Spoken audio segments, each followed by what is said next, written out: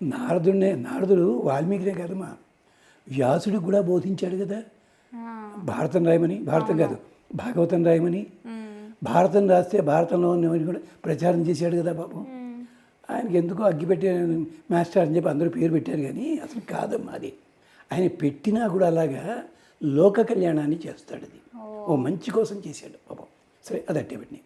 ఇక్కడ ప్రశ్న ఏమిటంటే, రామాయణానికి ప్రారంభంలో నారదుడితో సంభాషణ ఎందుకు అవసరం? వాల్మీకి రాసేయచ్చు కదా అని. బాగుంది, అలా ఉంది పద్ధతి. మనకి కావ్యాలన్నీ అలాగే ఉన్నాయి చాలా వరకు. కానీ కొన్ని ప్రత్యేక కావ్యాలు కొన్ని ప్రత్యేక కారణాలతో వచ్చాయి. ఈ పురాణాలన్నిటికీ మూలం విష్ణు పురాణం. చాలామంది తెలియదు అది. విష్ణు పురాణంలో ఉన్న అంశాల్లో కథలే తీసుకుని 18 పురాణాలు రాశాడు వ్యాస భగవానుడు.